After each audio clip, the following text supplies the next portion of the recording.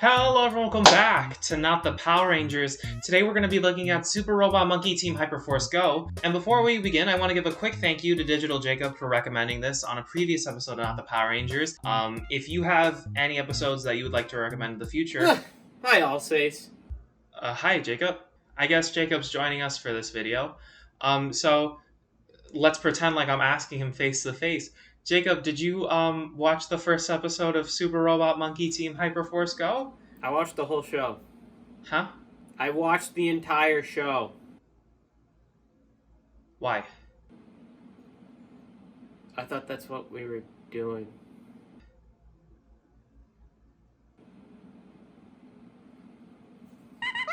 Super Robot Monkey Team Hyperforce Go, mouthful, is what you would expect out of an early 2000s action cartoon. It's alright, it's not terrible or anything, but it's certainly not the greatest piece of Tokusatsu-esque animation I've ever seen. The story, overall is pretty interesting. They have some really, interesting concepts. I like how they combine, the technological aspect of the monkeys being robots and, they pilot a super robot and stuff, with the fact that there's also magical stuff in the universe, Power Primate.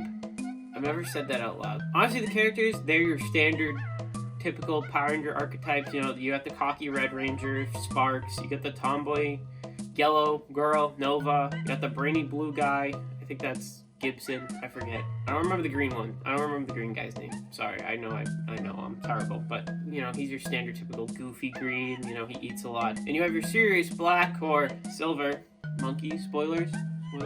And Jiro's kind of a typical main character. There's not a lot to him. They throw in this random thing.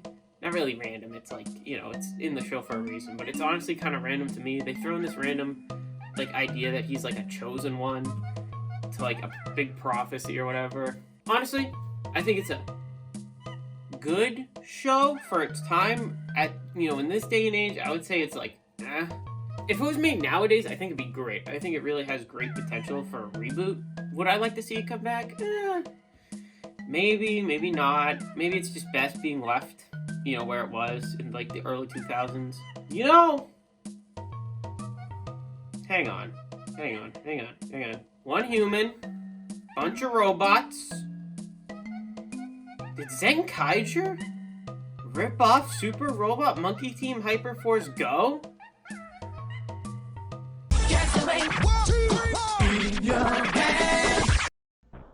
Everyone give Jacob a quick round of applause. Shout out to Jacob, look at the kid.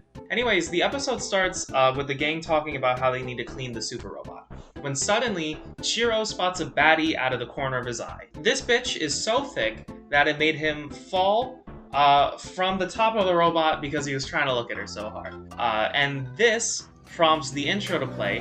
While exploring the outskirts of the city, I discovered an abandoned super robot.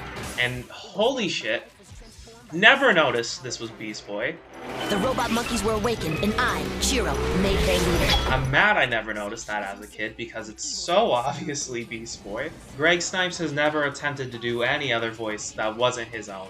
Shiro, Beast Boy, Michelangelo, they all sound exactly the same. Anyways, this intro fucking slaps. It's catchy as hell, and I feel like this is where most of the Power Rangers, specifically the Sentai references, sort of show through.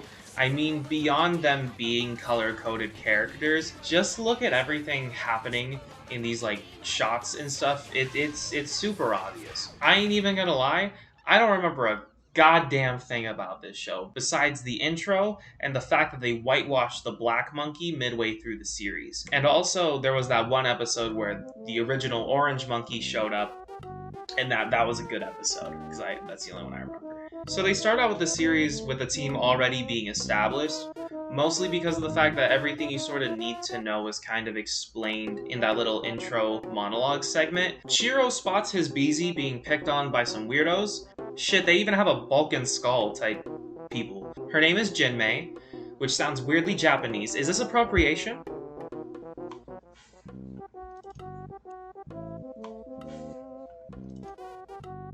Yup, just like I thought, this was made by a white guy. She has her own monkey friend, meaning that he's probably evil. I'm calling it now.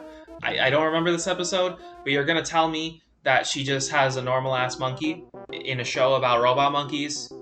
and they're going to introduce the newest good guy monkey, all Sixth Ranger style. No. There's a cute little montage where like they're going on dates and like squirting condiments at each other. The burgers are floating. The fucking burgers are floating. That's wild. Okay. I forgot this show was like set in the future. Don't know how that gives any sort of rationale for the food floating, but I'm with it. Back at the crib, all the monkeys are discussing how Chiro ditched their asses for this bitch, and then a motorcycle gang pulls up. And oh my god, they kind of look like Shocker or Skullman. I wonder if that was intentional. It probably wasn't. The monkeys show up and start using their special abilities to fight off the motorcycle gang, but I guess they ain't shit without Chiro or something. And he's not showing up because he's paying too much attention to the girl. Homegirl's monkey snaps him out of the trance. I'm still onto this little fucker. And we see Chiro's henshin sequence.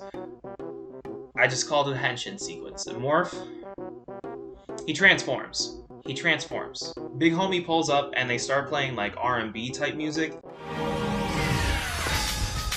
I see you left me some bad guys. And I actually mess with it like heavy, like actually heavy, like this beat is raw as hell. Chiro starts to show off and like it's literally for the bitches this time. Like that's not even a joke, I'm not memeing here. He's actually trying to impress his girl.